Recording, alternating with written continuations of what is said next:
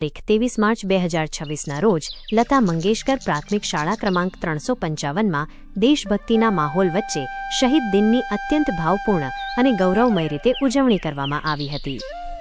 ભારત માતાના અમર સપૂતો ભગતસિંહ, રાજગુરુ અને સુખદેવના બલિદાનને યાદ કરવા માટે આ વિશેષ કાર્યક્રમનું આયોજન કરવામાં આવ્યું હતું. આ પ્રસંગે શાળાના આંગણે ગુજરાતી ફિલ્મ જગતના જાણીતા અને લોકપ્રિય કલાકારો શ્રી કિરણભાઈ ખોખાણી અને શ્રી પાર્થભાઈ નાવડિયાની વિશેષ ઉપસ્થિતિ રહી હતી. ભગતસિંહને ફાંસી આપવાનો સમય નજીક આવી રહ્યો હતો ત્યારે તેઓ લેનિન વિશેનું પુસ્તક વાંચી રહ્યા હતા. જેટલે તેમને બોલાવવા આવ્યા ત્યારે ભગતસિંહે શાંતિથી કહ્યું, એક ક્રાંતિકારી બીજા ક્રાંતિકારીને મળવા જઈ રહ્યો છે, મને થોડો સમય આપો, હું આ પાનું પૂરું કરી દઉં. થોડા સમય પછી ભગતસિંહ હસતા મોઢે ઊભા થયા અને ઇન્કલાબ જિંદાબાદનો નારો લગાવી ફાંસીના ફંદે હસતા મુખે ચડી ગયા. ખૂબ જ બહાદુર અને નિશાનબાજ હતા.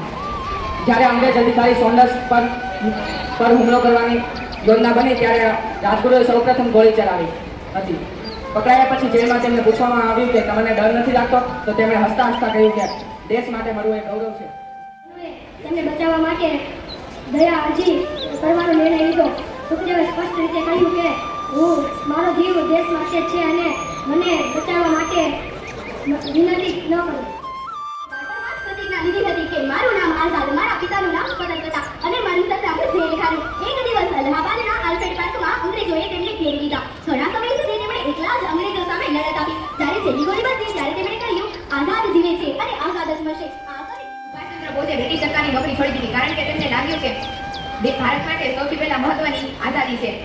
તેમણે આઝાદીની મોટી રચના કરી ત્યારે સૈનિકોને કહ્યું, તમે મને કહી આપો, હું તમને આઝાદી આપીશ. આ શબ્દ સાંભળીને હજારો સૈનિકો અને દેશવાસીઓ દેશ માટે લડવા તૈયાર થઈ ગયા. મોટા લક્ષ્ય માટે ત્યાગ જરૂરી છે. ભીખાઈજી કામા ભારતની પ્રખ્યાત સ્વતંત્રતા સેનાની અને સામાજિક કાર્યકર્તા. તેમનો જન્મ 24 સપ્ટેમ્બર 1963ના રોજ મુંબઈ શહેરમાં થયો હતો. તેઓએ ભારતની આઝાદી માટે વિદેશમાં રહીને ઘણા કામ કર્યા હતા. 1907માં જર્મની સ્ટુટગાર્ટ શહેરમાં તેમણે ભારતનો ધ્વજ ફરકાવ્યો હતો. તેઓ ભારતના સ્વતંત્રતા આંદોલનના મહત્વપૂર્ણ નેતા હતા. 13 ઓગસ્ટ 1936ના રોજ તેમનું અવસાન થયું હતું. બાળકો શિક્ષણ મેળવો, હિંમત રાખો અને દેશ પ્રેમથી દેશની સેવા કરો. સ્વતંત્રતા સેનાની અને લેખક હતા. તેમનો જન્મ 28 મે 1883ના રોજ મહારાષ્ટ્રમાં થયો હતો. તેઓ બ્રિટિશ શાસન સામે લડનાર બહાદુર ક્રાંતિકારી હતા. તેમને આંદામાનની સેલ્યુલર જેલમાં કેદ કરવામાં આવ્યા હતા. તેઓએ દેશભક્તિ અને સ્વતંત્રતા વિશે ઘણા લેખ અને પુસ્તકો રચ્યા હતા. 26 ફેબ્રુઆરી 1966ના રોજ તેમનો અવસાન થયો હતો. બાળકો વિચાર કરો, મહેનતથી ભણો અને દેશ પ્રેમથી ભારતને મજબૂત બનાવો. તેઓ ખૂબ સારા દોસ્ત હતા. અસમુલ્લા ખાને કહ્યું કે હું મુસ્લિમ છું, પરંતુ બિસ્મિલ એ હિન્દુ છે, પણ અમારી સાચી ઓળખ તે ભારતીય છે. તેઓ ગર્વથી બોલ્યા કે મને આનંદ છે કે હું ભારતીય માટે શહીદ બની રહ્યો છું. દેશ પ્રેમમાં ભેદભાવ અને ધર્મનો કોઈ ત્યાગ છે.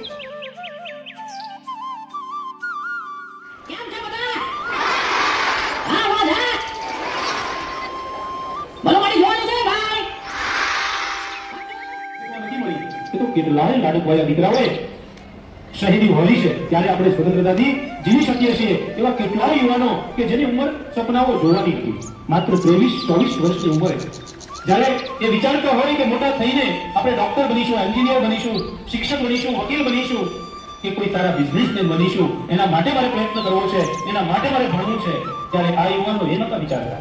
એને ક્યારેય પોતાના સપનાઓને નથી જોયા. એને પોતાના દેશને માટે સપનાઓ જોયા હતા અને પોતાના રાષ્ટ્રને એને સ્વતંત્ર કરવા હતા. તો આજના દિવસે આપણે સૌ આવા વીર જવાનો, વીર શહીદોને યાદ કરી એના આપેલા બલિદાનને આપણે શ્રદ્ધાંજલિ અર્પણ કરવી છે. दुश्मन की सलामी दे, तू सूरज तेरे